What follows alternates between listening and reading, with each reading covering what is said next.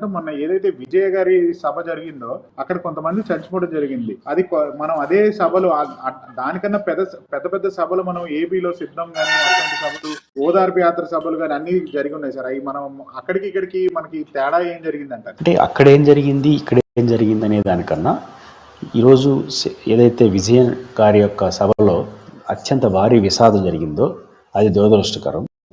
దాని నుంచి చూసుకోవాలి, మనకి జగన్మోహన్ రెడ్డి గారు గుర్తొస్తారు. అంటే మీరు చెప్పినట్టు సిద్ధం సభలు బాగా జరిపినారు కదా, విషాదం జరగలేదు కదా, ఈ పాయింట్ కాదు. జగన్మోహన్ రెడ్డి గారు తీసుకొచ్చినటువంటి జియో నెంబర్ 1 గుర్తొస్తుంది. జియో నెంబర్ 1 అందరూ వివాదం చేసి పెట్టేసినారు. కానీ జియో నెంబర్ 1 ఏం చెప్తుంది? బహిరంగ సభలు కానీ, ధర్నాలు కానీ, ఆందోళనలు కానీ ఒక పద్ధతిలో జరగాలి, ఎక్కడ పడితే అక్కడ జరగకూడదు, రూల్స్ ప్రకారం జరగాలి. ఎందుకు వచ్చింది? ఆనాడు ఉన్న ప్రతిపక్షంలో కొన్ని సభల్లో జరిగినటువంటి ఇన్సిడెంట్లను దృష్టిలో పెట్టుకొని ఈరోజు రాజకీయ పార్టీ పెట్టే సభలు ఎట్లా ఉంటాయంటే చాలా మాస్గా ఉంటాయి, ఒక ఎమోషనల్గా ఉంటాయి. అట్లాంటి చోట ఎట్లా చేస్తున్నాయి రాజకీయ పార్టీలు అంటే 4 కూడల మధ్య రద్దీ బజారుల్లో మీటింగ్ పెట్టేస్తున్నారు. దీనివల్ల ఏమవుతుంది? సభ సక్సెస్ అయినట్టుగా ఒక మంచి పుషప్ వస్తుంది, కానీ అది కరెక్ట్ కాదు. ఆందోళన కానీ, ధర్నాలు కానీ ఇవన్నీ కూడా ఒక క్రమ పద్ధతిలో జరగడం కోసం జియో నెంబర్ 1 ఆ రోజు జగన్ గారు తెచ్చారు. నిజానికి జియో నెంబర్ 1 కానీ ఆంధ్రప్రదేశ్లో అమలైనా, తమిళనాడులో అట్లాంటి చట్టం ఉన్నా ఇట్లాంటి ఘటనలు జరుగుండేటి కావు, జరగవు కూడా. ఎందుకు జరగవు? ఉదాహరణకు నేషనల్ హైవేలో ఆందోళన చేయకూడదు. ఎందుకు చేయాలి నేషనల్? ఇప్పుడు ఒక పార్టీ సభ ఎందుకు పెడతా ఉంది, పార్టీ ఈ ధర్నా ఎందుకు చేస్తూ ఉంది, సభ ఎందుకు పెడుతుందంటే తమ విధానాలు ప్రజలకు చెప్పడం కోసం, ప్రజలను చైతన్యవంతడం కోసం. ధర్నాలు ఎందుకు చేస్తుంది? ప్రభుత్వానికి తమ నిరసన తెలియజేయడం కోసం. ఆధునిక ప్రపంచంలో సోషల్ మీడియా, మెయిన్ మీడియా వచ్చేసిన తర్వాత కూడా ఇంకా నేను రాష్ట్రరోకం చేస్తాను, ఆడ కూర్చొని ధర్నా చేస్తాను. ధర్నా అయినా, రాష్ట్రరోకమైనా, పోరాటం ఏదైనా కావచ్చు, అది ప్రభుత్వం దృష్టికి తీసుకురావడం కోసం, ఇది ప్రజల ఆకాంక్షలు వ్యక్తం చేయడం కోసం.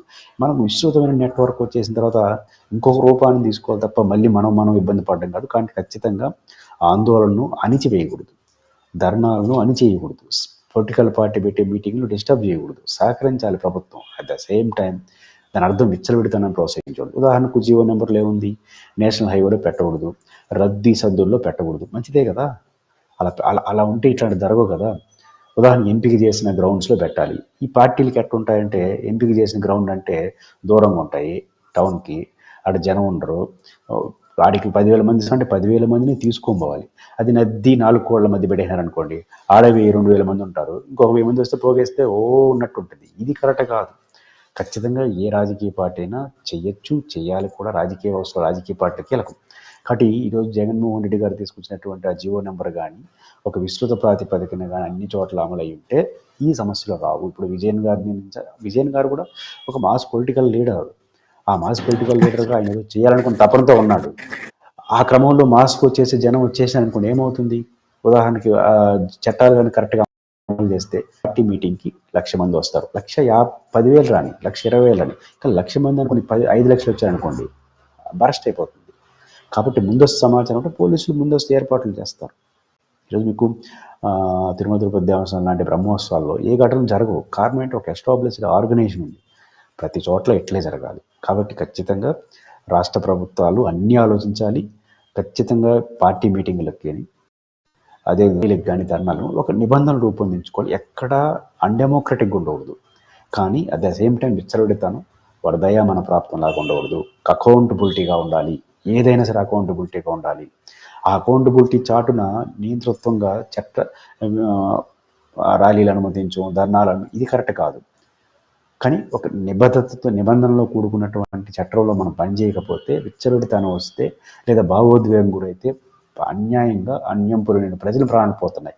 కాబట్టి పార్టీలు నిర్వహించే పబ్లిక్ మీటింగ్లు, పార్టీలు నిర్వహించే యాత్రలు, పార్టీలు నిర్వహించే ర్యాలీలు కూడా ఒక అకౌంటబిలిటీలోకి తీసుకురాకపోతే మాత్రం భవిష్యత్తులో ఇట్లాంటి విషాదాలు జరిగే అవకాశం ఉంది. దాన్ని సద్దుమనగాలంటే మాత్రం ఖచ్చితంగా జగన్మోహన్ రెడ్డి గారు జియో నెంబర్ 1 వచ్చారో ఆ జియో నెంబర్ ఏదైనా 1 అన్న 1లో 1, 2, 3 ఏదైనా ఇబ్బంది ఉంటే దాన్ని తొలగించుకోండి, కొత్తగా చేర్చండి, అంతే తప్ప ఒక చట్టబద్ధమైనటువంటి వెసులుబాటుని నిరాకరిస్తే మాత్రం ఇట్లాంటి పరిస్థితులు వస్తాయి. దురదృష్టం తమిళనాడులో ముఖ్యమంత్రి గారు కానీ ఇతరులు కానీ చాలా హుందాగా దాన్ని చూసుకొని విషాదంగా చూశారు.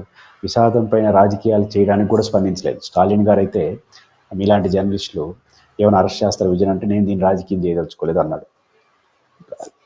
అప్రిషియేటబుల్ పాలిటిక్స్, ఖచ్చితంగా దాన్ని అభినందించాలి, రాజకీయం చేయాల్సిన అవసరం లేదు. బట్ దీని నుంచి గుణపాఠం నేర్చుకోవాలి. రాజకీయ పార్టీ బిడ్డల సభలు, ముఖ్యంగా సభలు ర్యాలీల్లో విషాదాలు జరిగేది రోజు రోజు పెరుగుతూ ఉంది. ఇది మంచిది కాదు. కాబట్టి ఖచ్చితంగా రాజకీయ పార్టీల ర్యాలీలు, సభల పైన మాత్రం ఒక అకౌంటబిలిటీతో కూడుకున్నటువంటి వ్యవహారం చేయాల్సిన అవసరం మరొక్కసారి గుర్తుకొస్తా ఉంది.